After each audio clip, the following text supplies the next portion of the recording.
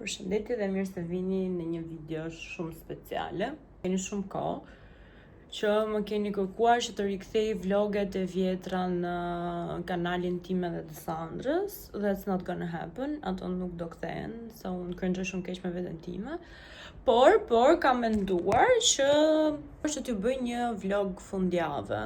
Për këtë fundjavë nuk kam asgjë interesante për të bërë. Ndoshta prandaj kam menduar që të filmoj.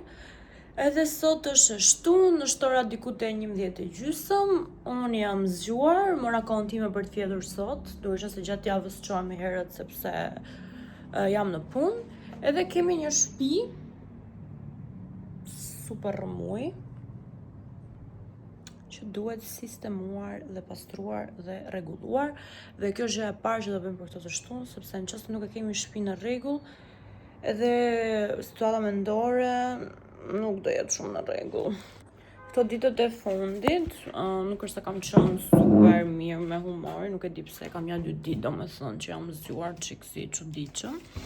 Por përpos kësaj, unë jam duke u kujdesur pak për regjimin tim ushqimor, duke qenë se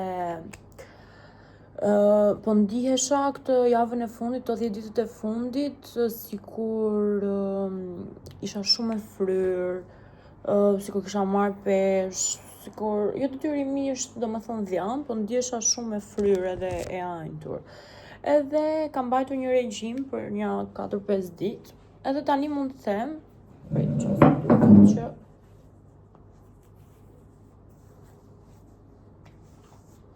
kam goxha shfryrje, edhe pse këto duhen hequr. Tani shifeni si është situata. Unë bëra këtë tiramisu. Më thënë bëra para 1-2 ditësh. Dhe këtë tiramisun, ne që e kemi ngrënë, kemi pasur dhimbje barku. Domethënë unë jo aq shumë shqetësime, thjesht kisha një dhimbje barku të lehtë, edhe pastaj më kaloi, po njerëzit e tjerë kanë qenë keq. Tani mendoni ju se jemi helmuar ne nga kjo, apo thjesht është sistemi i tretës që nuk e përballon dot yndyrën dhe gjithë të gjërat, se ka vezë, ku diun, mascarpone, këto gjëra. So I don't know, gjithë ingredientët ishin të freskët dhe asgjë nuk ishte skaduar. Dhe më erdhi shumë i natë, se ishte shumë e shijshme, dhe unë doja të haja prap. Tani pyetja është, a ta provoj unë të haj edhe një copë, edhe nëse më dhën prap barku, do të thotë që e ka kjo problemin, apo nuk ja vlen ta provoj fare. Sepse nepsi im domethënë nuk, dhe fakti që unë nuk më ka bërë të vjell ose ku di unë, të shkoj në spital, është mjaftueshëm arsye që unë t'i jap edhe një shans tjetër.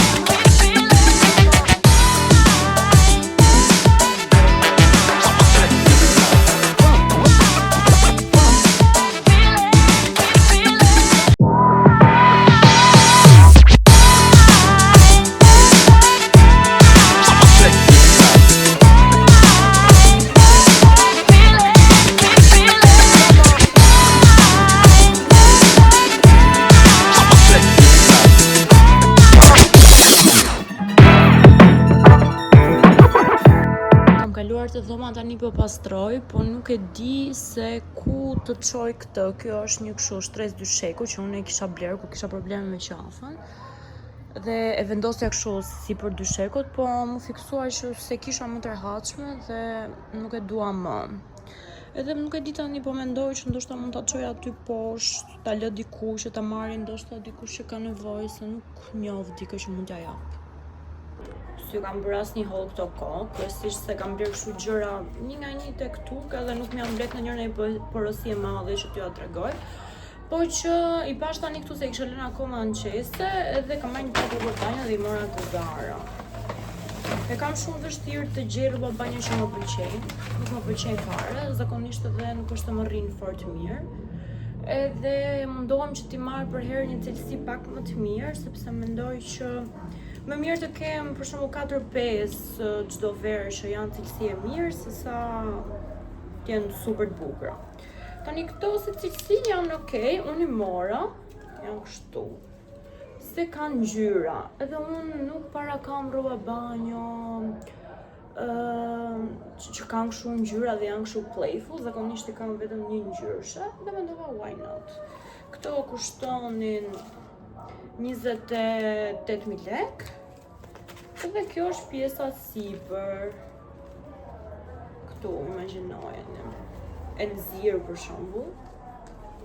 Më pëlqen, edhe rinin mirë. Kurse këto po ashtu 28.000 lek. Me thënë, janë overpriced. Jam shumë e ndërgjegjshme që kam paguar më shumë se ç'duhet. Po që mua më pëlqejnë edhe mos e kus për qese. Tani vazhdoj me punët e shtëpisë. Kisha të larë, kurse tjetrën e kësaj nuk e kisha të larë, kam edhe këtë çarçafin që jam kështu set. Kështu që do vendos të tjetrën, e di më bezdis shumë fakti që s'janë njësoj, por do punoj me ato që kemi.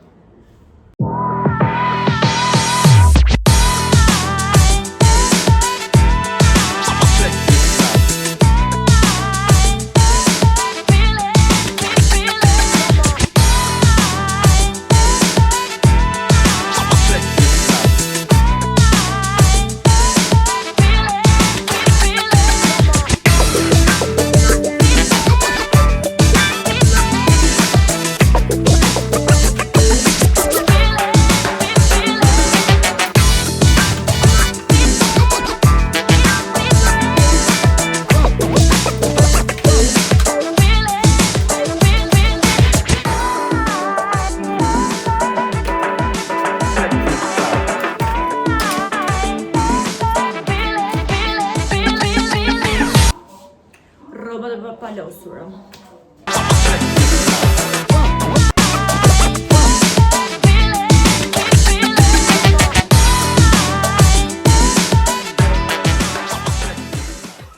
Kam dalë fiksit që i bëjmë punën në të vërtet, me këto rrobat që jo ka njolla nga dje, jo si rraqe, pa make-up, po mos u shane shumë.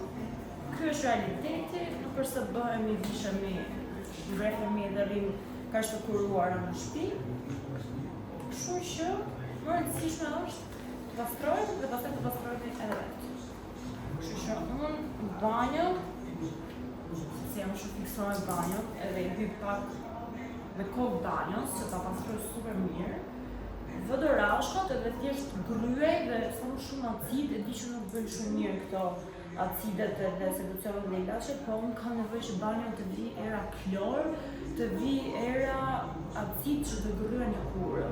Si fillim përdor acidin që ja hedh komplet. Edhe pak. Jo te pjesa jashtë, vetëm te pjesa brenda, edhe te pjesa e dushit.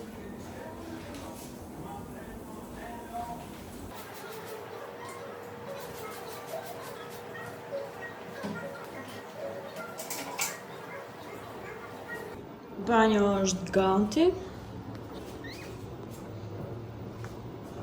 Do të fshi edhe pak këtë. Po që, ja, për këto mykun që është të nësër për e thoja që... Tani do i fut një fshes me korrent edhe një leckë edhe pastaj në fund do ju tregoj shtëpinë time të pastër.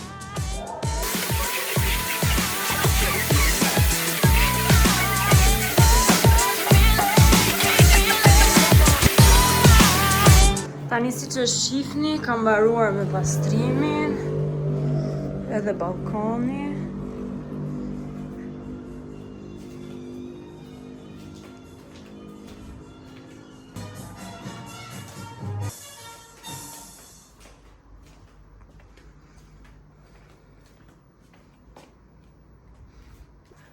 Edhe, ja, çdo gjë është në rregull dhe pastër.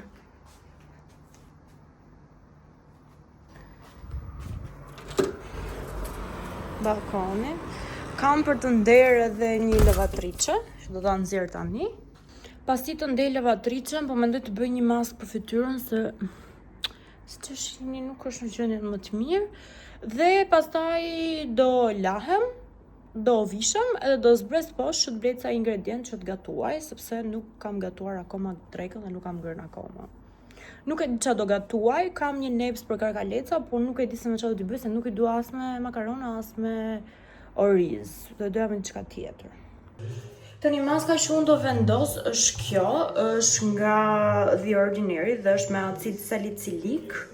Dhe unë e kam vërë re që më ndihmon shumë me këto poret e bllokuara, është kështu e zezë, si me karbon. E mbaj 10 minuta dhe pastaj e shplaj, kështu do vendos këtë, do ndej rrobat ndërkohë që e mbaj dhe pastaj do hyj të bëj një dush.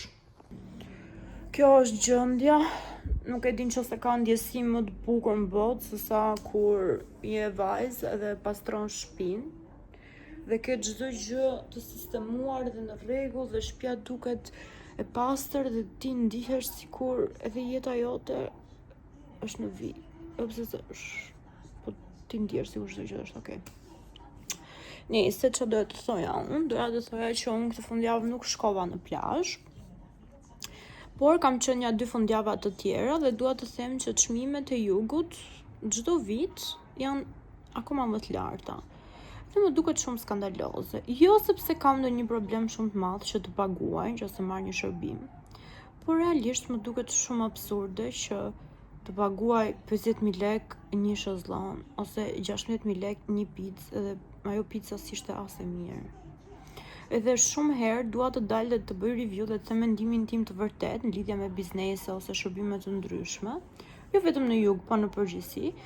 Edhe më ndalon shumë fakti që njerëzit sa herë mund të kemë dhënë një opinion negativ, thonë, po pse duhet ta thuash, mos e thuaj fare, ti po i prish punë biznesit, ai mezi e ka ngritur, ti je duke i prish punë. Edhe ndihem keq, domethënë, sepse nuk duaj që t'i prish punë asnjë lloj biznesi, po duaj që të ndërgjegjësohen edhe realisht ta respektojnë klientin edhe turistët dhe t'i japin atë vlerë që i takon, sepse nëse ti shkon jashtë, ndoshta vendet që kanë pas më tepër vite në sektorin e turizmit, kanë edhe më tepër eksperiencë dhe dinë të sillen.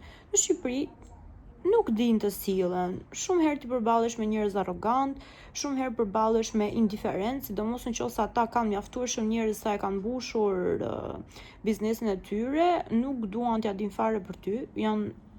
Domethënë unë jam ulur në restorant në jug, edhe çmime goxha të shtrenjta dhe si mund ti të nxjerrësh një bukë që është e ndenjur.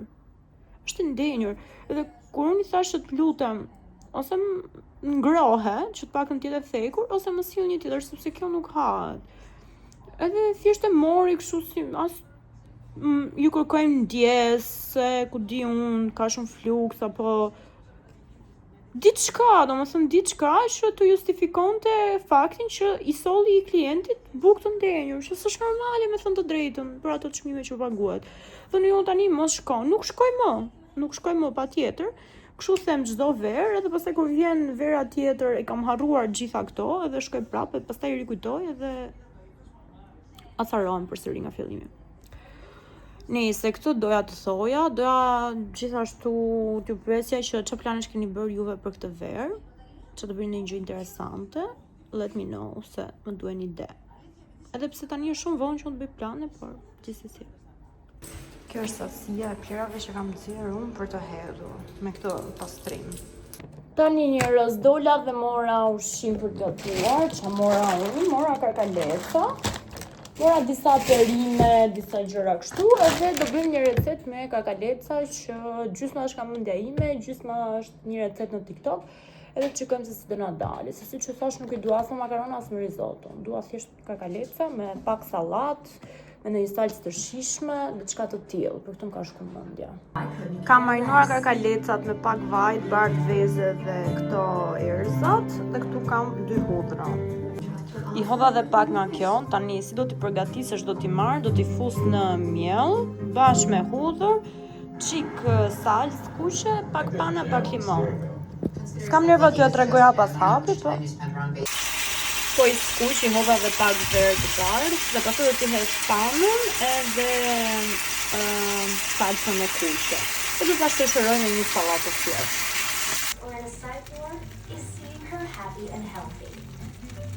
Edhe kjo është sallata ime shumë ngjyrëshe shumë. Ja, kjo do jetë dreka, darka, gjithë ushqimin për gjithë ditën. Mos e mjaftu shumë.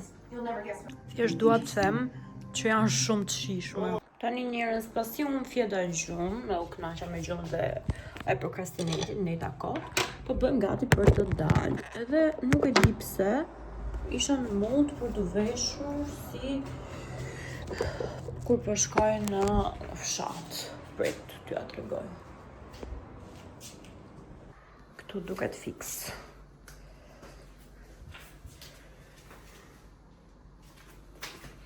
Edhe një paltakë, edhe janë fiks.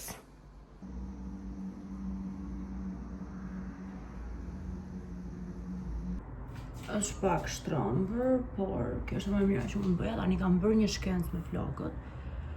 I kam kaçurelosur dhe i kapa që mos më prishet forma dhe kam kaçurelosur përpara. Tani do t'i lëshoj komplet që t'ja tregoj se si do duket. Ua, sa drejt e keqe. Janë flokët e përfunduara, duken super mirë dhe jemi gati për të dalë për të pirë një gotë. Chill, asgjë shumë egzageruar.